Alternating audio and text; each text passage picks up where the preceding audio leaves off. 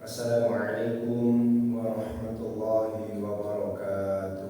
Waalaikumsalam warahmatullahi wabarakatuh. Innal hamdalillah nahmaduhu wa nashkuruhu wa nasta'inuhu wa na'udzu billahi min shururi anfusina wa min sayyiati a'malina. Man yahdihillahu fala mudilla lahu wa man yudlil fala hadiya lahu. Asyhadu an la ilaha illallah wahdahu la syarika lahu wa asyhadu anna Muhammadan 'abduhu wa rasuluhu la nabiyya wa la rasula ba'da. Allahumma salli wa sallim wa barik ala nabiyyina Muhammadin wa ala alihi wa sahbihi wa man tabi'ahu bi ihsanin ila yaumil qiyamah.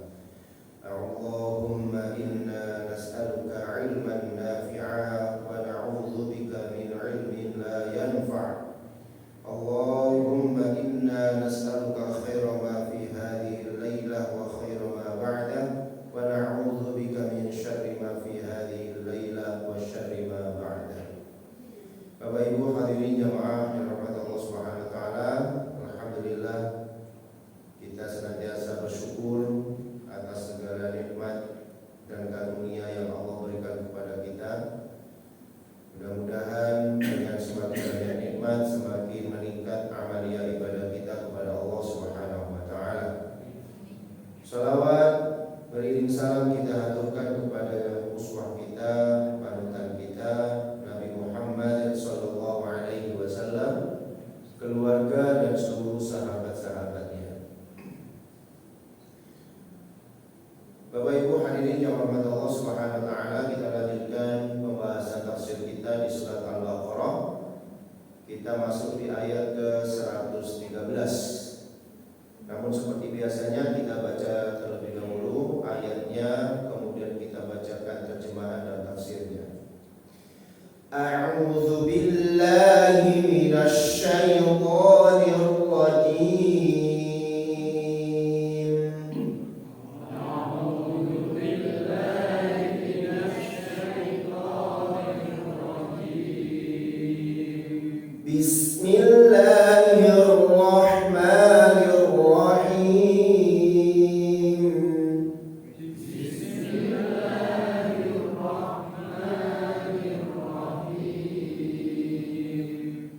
وقالت اليهود ليست النصارى على شيء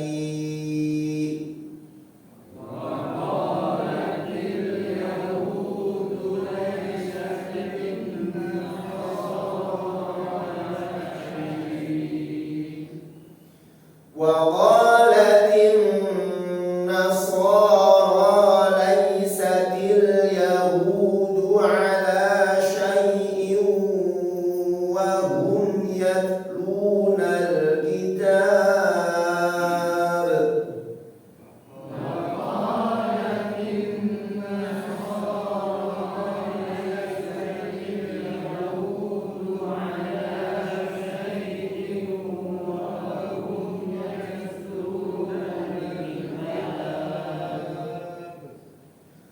كذلك قال الذين لا يعلمون مثل قولهم.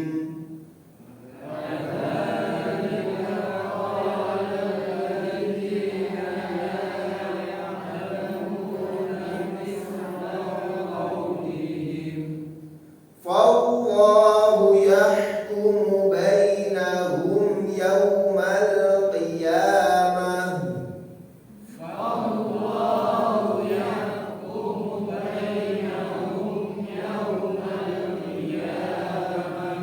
فيما كانوا فيه يختلفون.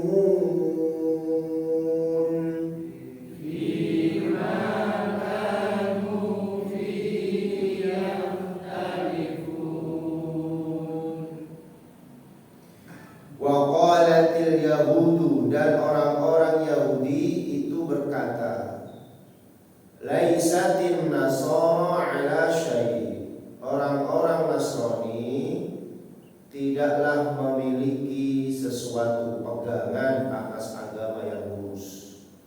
Orang Orang Yahudi mengatakan orang Nasrani itu tidak memiliki pegangan agama yang lurus. Wa qalatin Nasara, dan orang-orang Nasrani berkata, laisatil yahudu ala syai'. Orang-orang Yahudi juga tidak memiliki pegangan agama yang lurus. Nah, ini saling mengklaim ya, antara Yahudi dan Nasrani. Wa hum yatluna al-kitab, padahal mereka itu sama-sama membaca Alkitab.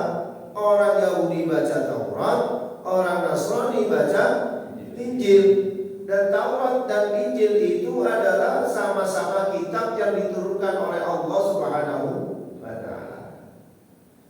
Kadzalika qala alladziina la ya'lamuna mithla qawlihim. Kadzalika, demikian juga, qala alladziina la ya'lamuna, orang-orang yang tidak memiliki ilmu berkata, mithla qawlihim, seperti yang mereka ucapkan.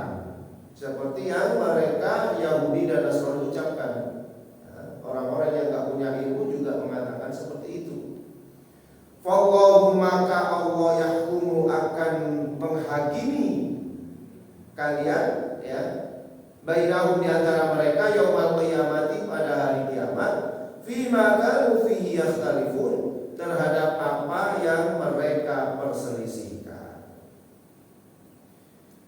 Nah, jadi jamaah Allah Subhanahu wa taala, sebelumnya, ayat sebelumnya adalah orang-orang Yahudi dan Nasrani itu mengklaim bahwasanya tidak akan ada yang bisa masuk surga kecuali mereka. Wa qalu la yadkhulul jannata illa man kana hudan aw nasara. Mereka mengatakan tidak akan ada yang bisa masuk surga kecuali ya Yahudi mengklaim ya Yahudi saja yang masuk surga. Nasrani mengklaim bahwa Nasrani saja yang bisa masuk surga, kelompok yang lainnya tidak bisa masuk. Maka dijawab oleh Allah, tilka amaniyuhum, itu merupakan angan-angan kosong mereka. Nah, itu cuma angan-angan kosong saja. Qul hatu burhanakum in kuntum shadiqin, maka datangkanlah bukti yang nyata ya jika kalian orang-orang yang benar. Nah, kemudian jamaah Allah, di ayat yang ke-113 ini, orang Yahudi dan Nasrani itu saling ya mengklaim bahwa dirinya lah yang memiliki pegangan yang benar, sementara orang lain tidak memiliki yang demikian itu. Jadi di dalam ayat ini jelas ditunjukkan oleh Allah Subhanahu wa taala bahwasanya sebenarnya orang Yahudi dan orang Nasrani itu saling bermusuhan aslinya. Kenapa? Karena orang Yahudi itu tidak mengakui adanya Nabi Isa dan Injil. Jadi orang Yahudi itu tidak mengimani bahwa Allah Subhanahu wa taala mengutus Nabi Isa sebagai nabi di kalangan Bani Israil. Kemudian karena tidak mengakui Nabi Isa sebagai nabinya Bani Israil, secara otomatis juga tidak percaya terhadap kitab Injil yang diturunkan kepada Nabi Isa. Karena tidak percaya dengan kitab Injil, berarti juga tidak percaya dengan syariat yang dibawa oleh Nabi Isa. Jadi orang Yahudi itu tidak percaya. Makanya dalam sejarah itu orang-orang Yahudi kemudian ya bekerja sama dengan Kaisar Romawi pada saat itu untuk menangkap Nabi Isa, kan gitu ya. Mereka membuat konspirasi untuk menangkap Nabi Isa. Kalau versinya Injil nih Pak, Nabi Isa betul-betul ditangkap, digebukin, disalib, mati selama 3 hari, ya. Selama 3 hari itu mati Pak, Tuhan mereka itu. Kemudian baru bangkit lagi di hari yang ketiga. Nah, itu versinya Injil. Kalau versinya Islam, versinya Al-Quran kan nggak seperti itu. Itu qalallahu ya Isa inni mutawaffika wa rafi'uka ilayya wa mutahhiruka minal ladzina kafaru. Itu kalau versi versinya Al-Quran. Wahai Isa, ketika Allah Subhanahu wa taala berfirman kepada Isa, wahai Isa, kamu itu aku angkat. Diangkat oleh Allah Subhanahu wa taala, ya, kemudian disucikan namanya kepada orang-orang yang kafir.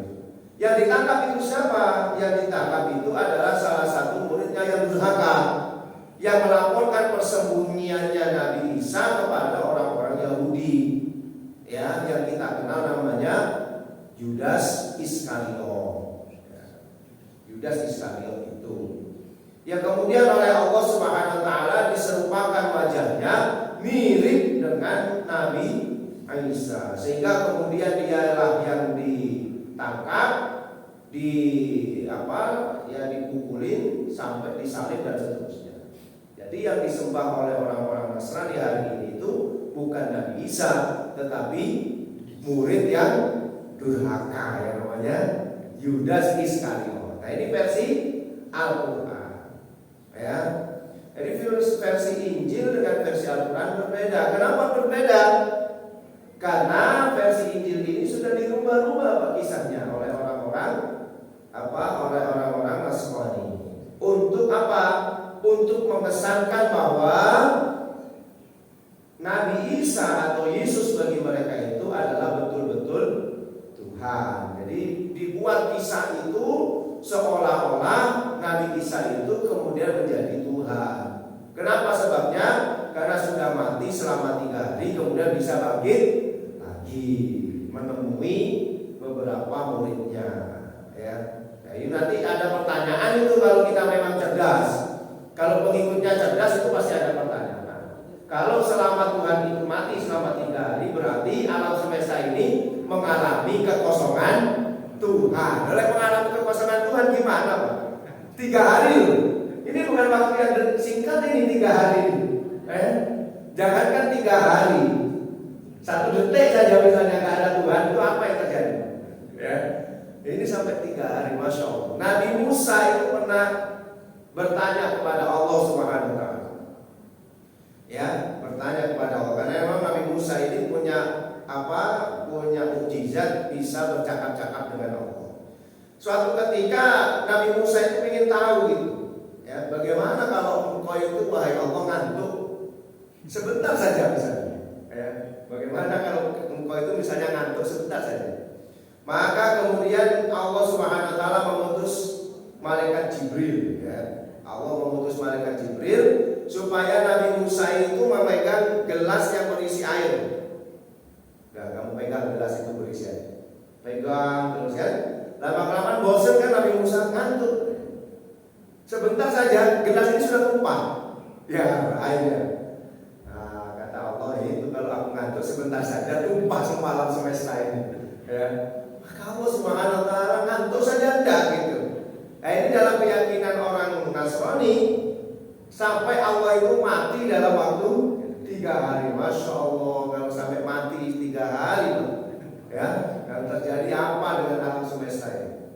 Nah, maka tidak masuk akal gitu, ya. Konsep ketuhanan mereka itu sangat tidak masuk akal.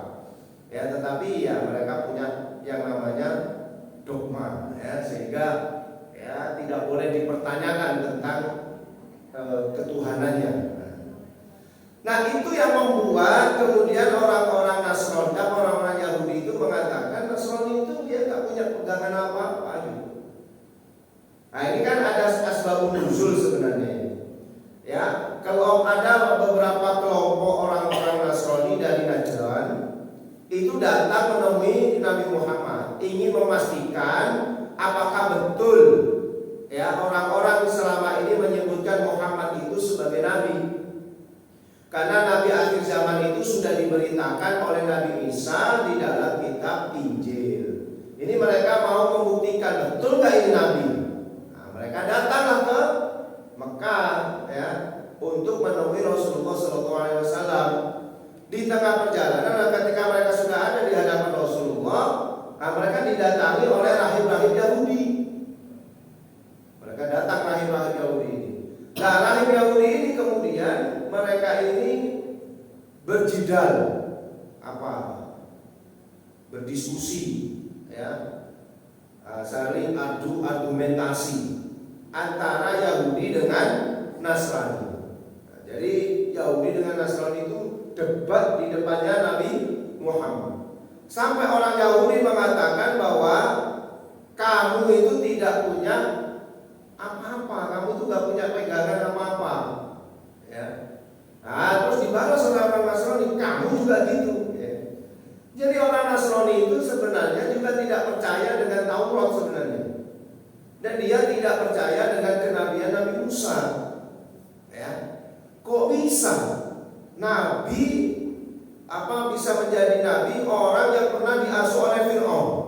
Secara logika, kalau orang itu pernah diasuh, dibesarkan, itu pasti ada balas budi. Gak mungkin seorang Nabi Musa yang pernah diasuh oleh Fir'aun kemudian menentang Fir'aunnya sendiri. Gak mungkin itu. Nah, gitu. Jadi orang-orang Nasrani sebenarnya juga tidak begitu yakin terhadap Nabi Musa itu. Apalagi mereka anggap Nabi Musa itu biasa saja, ya, dilahirkan dari bapak ibu ada, ya. Kalau cuma mukjizat bisa memisahkan antara air laut satu dengan air laut yang kedua, ya, bisa membelah lautan, itu biasa. Lebih hebat Nabi kami, ya, sudah lahir tanpa bapak, kan gitu ya, bisa menghidupkan orang mati, wah gitu. Jadi mereka itu saling mengklaim-klaim seperti itu. Jadi sebenarnya orang Yahudi dan Nasrani itu sama-sama gak rukun aslinya. Nah, cuma kalau pas waktu memerangi umat Islam, mereka bisa bersatu. Beda dengan kita, Pak, ya. Kita ini masuk memerangi musuh kita, tetap umat Islam gak bisa bersatu. Antar umat Islam sendiri loh, ya, gak bisa bersatu. Kalau orang Yahudi dan Nasrani sama-sama kepentingannya untuk memusuhi umat Islam, mereka bersatu. Ya, walaupun secara kenyataan di lapangan itu mereka nggak bisa bersatu. Ya, contohnya Yahudi yang ada di Israel dengan orang-orang Nasrani yang ada di Palestina, mereka perang juga. Ya, orang Nasrani di Palestina itu juga perang juga karena permukiman mereka juga dihabisi oleh orang-orang Yahudi. Jadi yang mengalami penjajahan oleh orang-orang Israel di Israel sana, itu orang-orang Yahudi di Israel, itu bukan orang Islam saja, bukan muslimin saja yang mengalami itu, karena orang-orang Nasrani juga mengalami yang demikian itu juga. Hanya saja karena mayoritas penduduknya adalah muslim, sehingga yang tergambar atau yang diberitakan itu memang orang muslim. Tapi sebenarnya orang-orang Nasrani yang memiliki wilayah di daerah Jalur Gaza, mereka juga terkena imbasnya juga sebenarnya. Ya, mereka juga perang juga. Hanya saja kalau di Amerika bisa bersatu untuk memusuhi siapa? Umat Islam. Ya. Nah, ini kisahnya seperti itu. Jadi ada orang-orang dari penduduk Najran yang mereka itu adalah notabene orang Nasrani. Mereka ini mau membuktikan apakah Muhammad betul-betul nabi. Tapi kemudian dihadap oleh rahib-rahib Yahudi, sehingga kemudian mereka berdebat.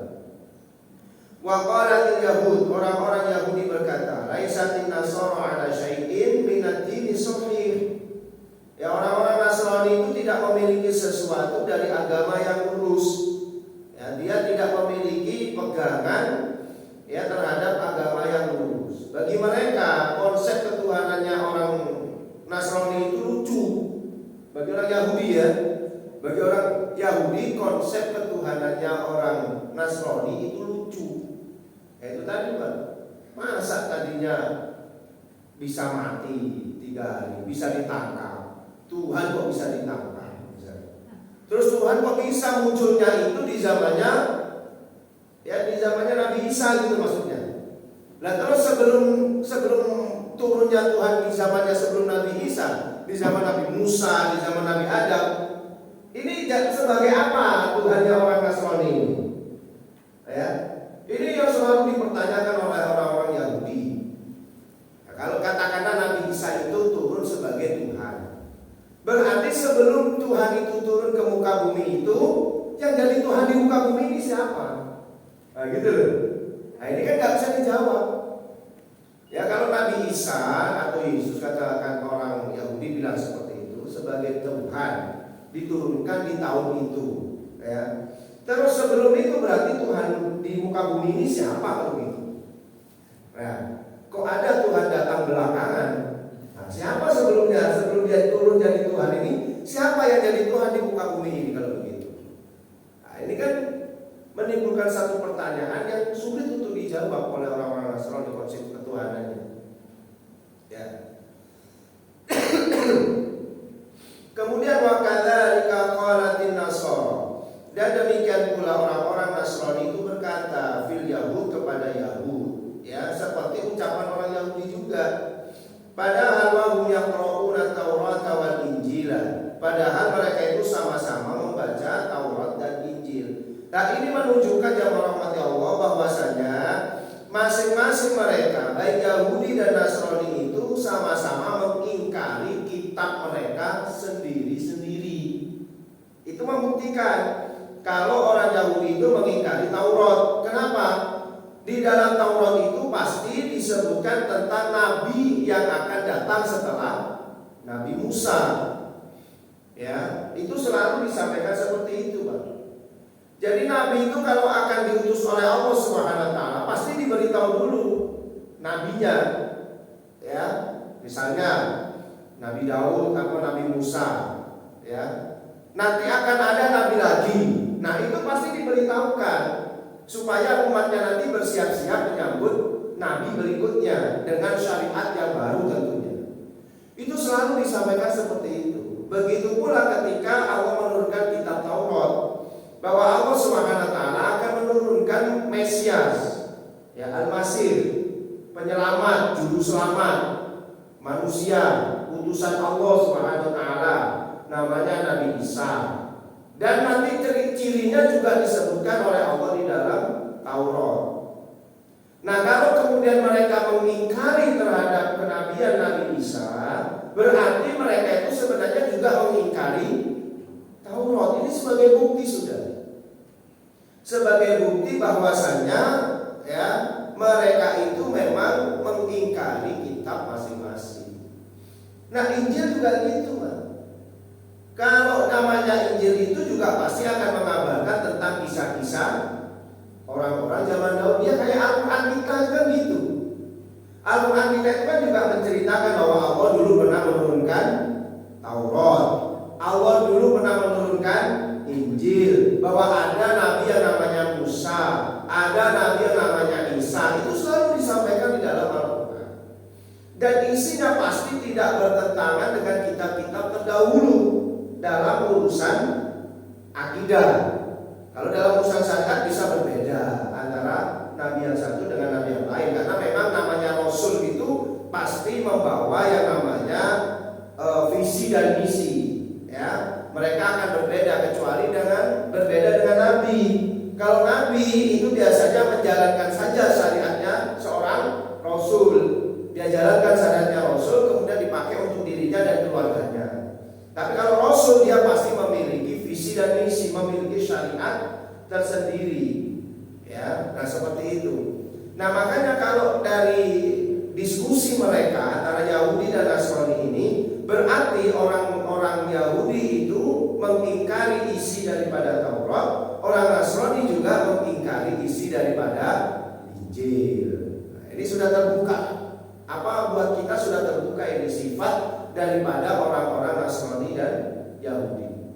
Nah, di dalam Islam juga gitu, jemaah rahmati Allah. Di dalam Al-Quran itu sudah disebutkan bahwasannya Nabi Muhammad itu adalah khotamul nabiyyin, sebagai penutup para nabi. Ini harus diyakini. Kalau sampai ada orang meyakini bahwa ada nabi setelah Nabi Muhammad, berarti dia menunjukkan orang ini mengingkari Al-Quran. Nah, gitu loh. Ya. Jadi kalau sudah disebutkan bahwa Nabi Muhammad itu adalah nabi akhir zaman, ya, tidak akan ada nabi yang lain setelah Nabi Muhammad, maka kalau ada orang masih meyakini ada nabi setelah Nabi Muhammad, berarti orang ini mengingkari Al-Quran. Jadi gampang. Orang Yahudi juga gitu. Ketika orang Yahudi itu mengingkari adanya Nabi Isa, berarti kita sudah tahu orang Yahudi itu mengingkari kitab Tauratnya sendiri. Begitu pula dengan orang-orang Nasrani, ketika mereka mereka itu mengingkari Injil.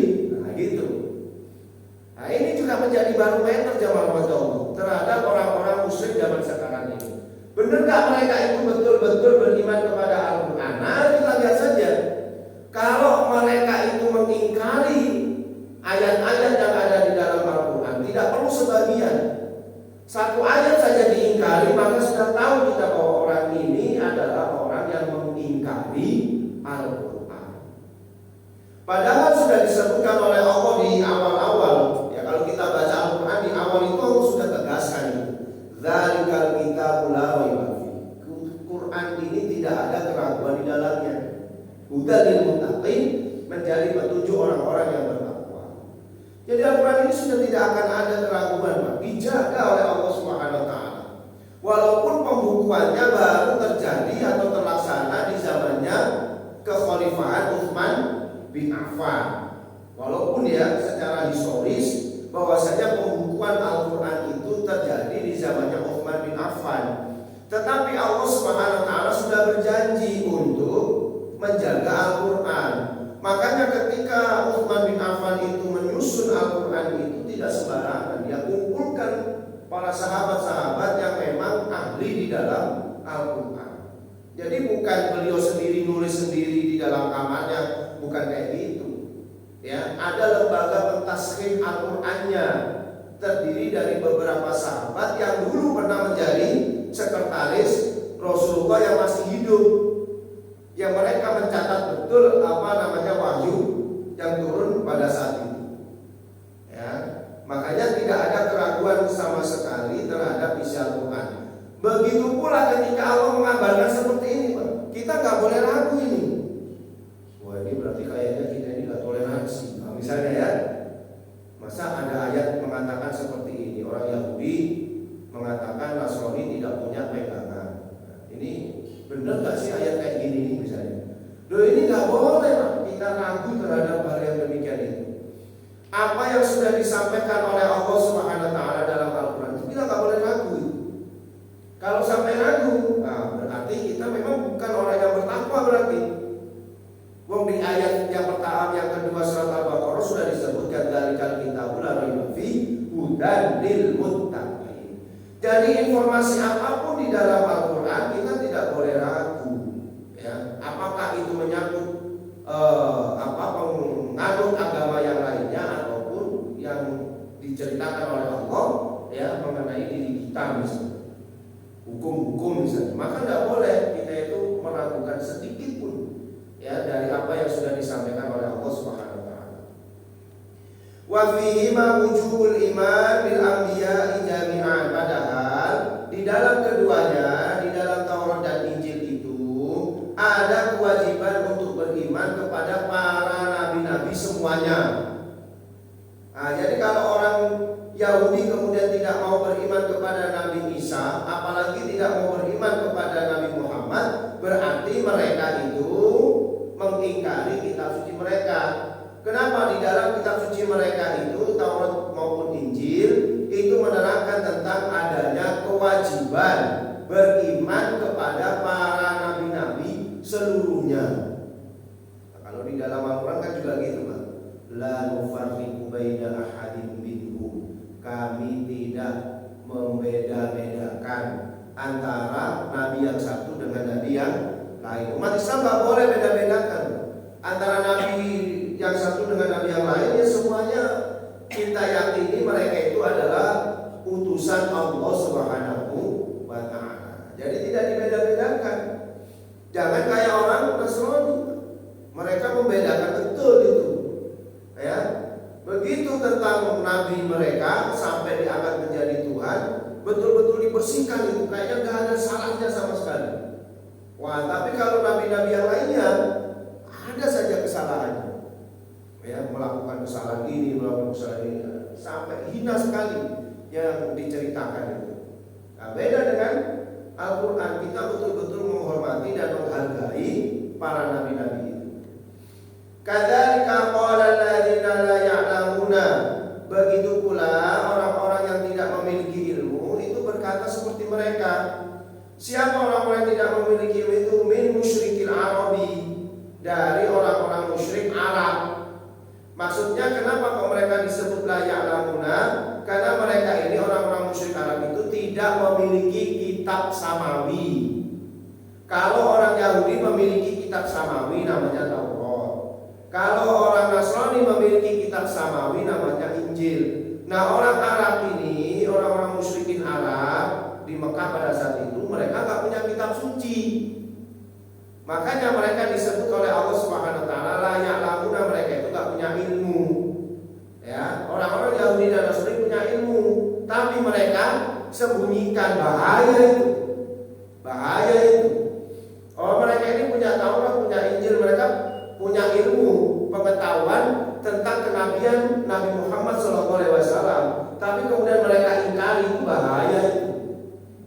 Ya, kalau orang musyrik memang orang musyrik Arab memang nggak punya kitab. Kalau nggak percaya terhadap Nabi Muhammad jadi nabi wajar. Seolah-olah seperti itu gitu loh. Karena apa? Tidak ada referensi yang mereka miliki tentang kenabian. Dan mereka tidak terbiasa dengan adanya nabi. Ya, mereka mengenal nabi itu zaman siapa? Cuma Nabi Ismail saja. Setelah itu nggak ada nabi di kalangan bangsa Arab, terutama di penduduk Mekah ya, nggak ada. Karena nabi itu kalau nggak turunnya di Syam, di Yaman, kalau nggak di Palestina, kan gitu turunnya. Nggak ada yang turun di Mekah, itu nggak ada. Maka orang Arab itu dari zaman dahulu, kalau kita melihat dari sisi historis, mereka memang mengikuti ajarannya Nabi Ibrahim yang diajarkan oleh Nabi Ismail. Terus kemudian turun-temurun ya. Kemudian masuklah namanya Amr bin Luhai. Amr bin Luhai itulah yang membawa pertama kali berhala yang ada di Syam ke Mekah. Itu yang pertama kali. Sehingga disitulah pertama kali orang Arab itu kemudian berubah. Yang tadinya beriman kepada milahnya Nabi Ibrahim kemudian berubah menjadi penyembah berhala. Dan mereka tidak kenal yang namanya kitab suci dan seterusnya. Berbeda dengan orang Yahudi dan Nasrani yang turun-temurun ada nabi-nabi, ada kitab-kitab suci. Akhirnya orang-orang musyrikin Mekah ya itu mengatakan juga, kalau begitu kalian yang punya agama pun juga tidak memiliki pegangan yang benar. Masing-masing punya kitab suci saja saling mengklaim mereka tidak ada yang benar. Ya. Akhirnya orang Arab kan bilang itu loh, katanya kamu itu punya nabi, punya kitab. Ya. Ini punya nabi, punya kitab. Kok ini mengatakan yang satunya tidak punya pegangan, padahal ada nabi dan ada kitabnya. Nah yang ini juga begitu loh. Kalau Nasrani menuduh orang Yahudi nggak punya pegangan, kalau gitu dua-duanya sama-sama nggak punya pegangan. Yang punya pegangan adalah kita. Ya, orang-orang maksudnya seperti itu. Ya, lo punya kitab, punya nabi saja masih mengklaim satunya tidak tidak benar dan seterusnya. Akhirnya yang tidak punya kitab mengatakan ya sudah kalau begitu kalian berdua sama-sama sesatnya. Ya. Nah, ini orang-orang musyrikin Arab ini. Ya, kadzalika qala alladziina la ya'lamuuna min musyrikil Arabi wa ghairihim mithla qaulihim, seperti ucapan mereka Yahudi dan Nasrani.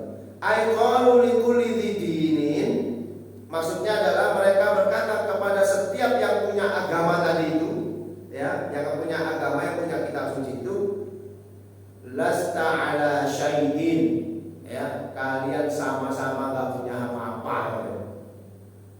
Jadi Masya Allah luar biasa di zamannya Nabi Muhammad masih hidup itu saat itu ya. Pertentangan antar penduduk pada saat itu luar biasa. Mereka saling sesat menyesatkan. Orang Yahudi mengatakan Nasrani itu sesat. Orang Nasrani mengatakan orang Yahudi sesat. Orang Arab yang tak punya kitab mengatakan mereka dua-duanya sesat semuanya. Makanya kemudian mereka akan sulit sekali menerima Muhammad SAW sebagai Nabi itu. Kenapa? Yaitu tadi mereka melihat orang Yahudi yang punya kitab saja sulit untuk menerima Nabi Muhammad. Padahal mereka sudah terbiasa dengan nabi-nabi. Mereka sudah terbiasa ada nabi-nabi. Mereka sudah terbiasa dengan adanya kitab. Ya, orang Nasrani juga gitu. Orang Nasrani itu notabene juga orang Israel juga. Mereka juga bawa kitab, ada nabi. Tapi mereka masih sulit bisa juga, punya kitab juga, kan gitu. Harusnya orang-orang yang pernah punya nabi dan punya kitab itu kan lebih mudah menerima. Tapi kalau mereka sulit juga, akhirnya orang Arab juga gitu. Nah, apalagi kami yang tidak terbiasa punya nabi dan punya kitab. Makanya menerima Muhammad, tiba-tiba mengaku jadi nabi itu sesuatu yang sangat luar biasa bagi orang Arab. Ya. Makanya Ali bin Abi Thalib, ya, ketika beliau itu datang ke rumah Rasul mau menerima wahyu yang pertama kali, itu kan dia pulang itu. Dia pulang, kemudian ditanya oleh bapaknya, Abu Thalib, dari mana kamu? Dari rumah Muhammad. Ada apa di sana? Dia ini baru menerima wahyu. Bingung. Wahyu itu apa? Nah, itu Abu Thalib. Wahyu itu apa? Nah, kemudian diceritakan wahyu itu adalah ya ucapan dari Tuhan bahwa Muhammad itu sekarang nabi. Nah, nabi itu apa? Ditanya juga. Kenapa? Ya itu tadi, Pak. Karena di masyarakat Arab tidak terbiasa adanya nabi dan rasul. Kata-kata nabi itu sudah hilang dari pikiran mereka. Generasinya sudah terlalu jauh antara Nabi Ismail dengan generasi mereka ini kan sudah jauh sekali. Karena Ismail itu sebelum Masehi, sementara mereka hidup sesudah Masehi, kan gitu ya. Mereka hidupnya di tahun 571, kalau Rasul lahir kan 571 Masehi. Ismail itu jauh sekali masanya. Lalu Nabi Ibrahim punya anak Ishak, kemudian dengan Ismail.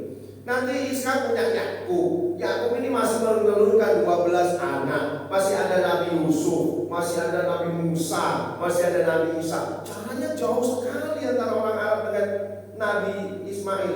Makanya kalau orang Arab itu kemudian asing mendengar kata-kata Nabi, kemudian asing mendengarkan kata-kata wahyu, itu wajar. Makanya ketika itu tadi yang saya sampaikan, ketika Ali bin Abi Thalib habis pulang dari rumahnya Nabi Muhammad, ketika Nabi Muhammad baru saja menerima wahyu yang pertama, ditanya oleh bapaknya. Jadi jawab apa adanya, anak kecil. Ya, Ali bin Abi Thalib pada saat itu masih kecil, masih sekitar usia 8 atau 9 tahunan. Datang kepada Rasul, ditanya anak kecil, kamu dari mana? Dari paman, dari Muhammad. Apa yang kamu dapatkan di sana? Dia baru saja menerima wahyu. Bingung, wahyu itu apa? Gak ngerti mereka ini. Ya. Nah, makanya kemudian orang-orang Arab itu ya sulit untuk bisa menerima. Makanya orang-orang yang pertama kali masuk Islam itu jaminannya luar biasa itu. Ya, disebut oleh Allah Subhanahu wa taala sebagai as-sabiqunal awwalun itu. Ya, yang jumlahnya tidak di dalam riwayat itu hanya sekitar 60-an orang as-sabiqunal awwalun itu. Orang-orang yang pertama kali masuk Islam itu sangat luar biasa. Dan tidak ada satupun dari orang yang masuk Islam as-sabiqunal awwalun itu yang awalnya adalah orang Nasrani dan orang Yahudi. Mereka pure orang-orang yang memang tidak pernah kenal yang namanya Nabi. Itu kan luar biasa. Bisa masuk Islam padahal mereka nggak kenal istilah-istilah wahyu, nabi, akhir zaman, nggak ngerti sama sekali mereka itu. Ya, mereka taunya ya berhala, itu aja sudah. Ya, mereka taunya berhala. Ya, tiba-tiba ada dari golongan mereka, ya, seorang anak muda usia 40 tahun tiba-tiba mengaku dirinya menjadi nabi. Apakah shock itu masyarakat? Kamu itu nabi. Nabi itu apa? Sama kan dengan pemimpin? Makanya apa tawaran orang-orang Quraisy kepada Nabi Muhammad yang disampaikan kepada Abu Thalib? Kalau Muhammad itu ingin jadi pemimpin, kita jadikan pemimpin. Karena mereka belum punya bayangan, Pak. Nabi itu kayak apa itu, Pak? Tidak ada bayangan. Kalau orang Yahudi, Nasrani itu pasti mereka tahu Nabi itu ya gini, Nabi itu. Ya, tidak harus jadi pemimpin Nabi itu. Ya. Nah, bayangan orang Quraisy enggak. Dikira Nabi itu kayak raja. Makanya kalau dia ingin punya jabatan, ingin jadi pemimpin kami, kita kasih dia pemimpin, asalkan jangan dilanjutkan dakwahnya. Kalau dia ingin punya harta yang banyak, kita kasih harta yang banyak. Ya. Kalau dia ingin wanita, kita kasih wanita. Pokoknya harus berhenti dakwahnya. Karena mereka nggak paham, konsep kenabian itu belum paham pada saat itu. Sehingga orang-orang Arab musyrikin ya, itu memang sulit untuk menerima Nabi Muhammad. Dan itulah tantangan Nabi Muhammad, menjelaskan kepada masyarakat yang awalnya tidak kenal sama sekali istilah-istilah Nabi, wahyu, ya, tidak kenal sama sekali istilah-istilah itu. Tapi orang-orang Arab itu kok sudah kenal Allah? Ya kenal kalau Allah. Kenapa? Karena memang dulu Nabi Ismail itu selalu menyampaikan tentang Tuhan mereka itu namanya Allah. Kalau itu masih mereka ingat itu, ya, Tuhan mereka namanya Allah, itu mereka masih ingat. Makanya mereka biasa bersumpah dengan demi Allah, yang menulis apa di dinding Ka'bah itu dengan kalimat Allah. Bahkan mereka juga tahu pemilik rumah Baitullah itu adalah Allah, itu juga mereka tahu. Mereka sebut itu Baitullah juga sudah disebut dari zaman dahulu. Hanya saja istilah-istilah tentang Nabi, tentang hari kiamat, hari dibangkitkan manusia, kemudian kitab, itu asing bagi mereka. Hanya mereka yang bersinggungan dengan orang-orang Yahudi maupun Nasrani, mereka yang tahu istilah-istilah itu. Sementara orang-orang Arab yang tidak pernah bersinggungan dengan orang-orang Nasrani dan Yahudi, ya mereka asing dengan kata-kata itu. Maka ketika ada orang 60 ini kemudian masuk Islam tanpa penolakan sama sekali, itu langsung oleh Allah Subhanahu wa taala diberikan garansi yang sangat luar biasa. Jaminannya adalah masuk surga orang as-sabiqun al-awwalun. Gara-gara ada radhiyallahu anhum wa radu anhu itu kan karena as-sabiqun al-awwalun. Ya. Jadi demikian yang rahmat Allah Subhanahu wa taala. Ya, orang-orang musyrikin Arab dan yang lainnya akhirnya mengatakan sebagaimana yang mereka katakan. Ya, kemudian wallahu yafsilu bainahum yaumal qiyamah. Nanti Allah Subhanahu wa taala memisahkan di antara mereka pada hari kiamat. Fi makhtalafu fihi, terhadap apa yang mereka perselisihkan di dalamnya, min amriddin, dari urusan dunia. Wa yujazi kullan bi amalihi, dan Allah akan membalas setiap apa yang mereka kerjakan. Ya. Jadi nanti di hari kiamatlah di mana Allah Subhanahu wa taala akan menyelesaikan segala urusan manusia di dunia. Jadi orang Yahudi yang mengatakan Nasrani sesat, orang Nasrani mengatakan Yahudi sesat, itu nanti diselesaikan di akhirat. Ini nanti di akhirat diselesaikan bahwa kalian sama-sama sesatnya menurut Allah, ya.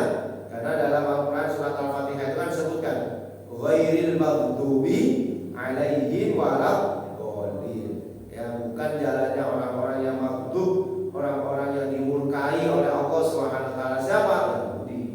Dan bukan juga jalannya orang-orang yang tersesat. Siapa? Orang Nasrani. Mereka tersesat, mereka tak punya ilmu, makanya tersesat mereka itu.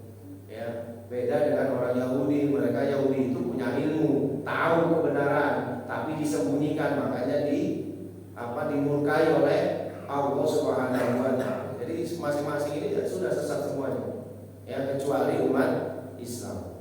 Nah, ini juga menjadi koreksi buat kita jamaah sebagai umat Islam. Jangan mudah kita itu ya mengkafirkan, istilahnya seperti itu, kepada saudara kita muslim yang lainnya kalau memang misalnya berbeda pendapatnya. Nanti itu akan ditiru oleh orang-orang yang gak punya agama. Itu bodoh-bodoh Islami, nah, kan? Sama-sama baca kitab sucinya, Pak lo mengkafirkannya. Kalau itu kafir semuanya. Nah, ya. Akhirnya yang benar adalah kita ini agama asli, nenek moyang misalnya. Ini tempat punya ini nanti, ya. Ya sudah, gak apa-apa, perbedaan itu biasa saja, disikapi biasa saja, ya. Ya, disikapi biasa saja. Nah, kita amalkan sesuai dengan ilmu yang kita tahu. Kalau berbeda ya nggak apa-apa, tapi jangan sampai kemudian ini kafir, ini kafir, ya. Nanti kalau misalnya kafir kan ini, nanti agama-agama nenek moyang, kepercayaan, aliran-aliran kepercayaan itu akhirnya berpendapat, loh, punya kitab saja masih kafir, kan? Mendingan kita saja sudah, ya, mewarisi agama leluhur misalnya. Oh, ini tambah runyam ini Pak nanti, ya, dakwanya akan semakin runyam. Nah, ini jamaah rahmat Allah Subhanahu wa taala, ya, Al-Baqarah ayat 113 ini menginformasikan kepada kita sebenarnya orang Yahudi dan Nasrani itu enggak rukun sebenarnya. Ya, ini informasi langsung dari Allah Subhanahu wa taala yang kita wajib istilahnya meyakini. Bukan hanya di zamannya Nabi Muhammad saja, tapi juga sampai sekarang. Nah, ini yang kedua, jangan sampai kita ini seperti orang Nasrani dan Yahudi, sesama umat Islam saling menyalahkan, mengkafirkan dan seterusnya. Nanti efeknya sangat besar terhadap mereka yang tidak beriman kepada Allah Subhanahu wa taala. Sehingga sampai mereka berpendapat yang punya kitab saja masih saling sesat menyesatkan, ya. Berarti yang tidak sesat adalah kita yang tidak punya kitab. Nah, ini bahaya nanti kalau sudah seperti itu. Wallahu a'lam bishawab. Ini yang bisa kita pelajari yang rahmat Allah Subhanahu wa taala dari surat Al-Baqarah ayat ke-113, ya. Insyaallah nanti kita akan lanjutkan di ayat yang ke-114. Mudah-mudahan Allah Subhanahu wa taala senantiasa memberikan kefahaman kita terhadap Al-Qur'an sehingga meningkatkan kecintaan kita juga kepada Al-Qur'anul Karim. Amin ya rabbal alamin. Subhanallahumma wa bihamdika asyhadu an la ilaha illa anta astaghfiruka wa atubu ilaik. Wal 'afwa minkum. Assalamualaikum warahmatullahi wabarakatuh. Waalaikumsalam warahmatullahi wabarakatuh.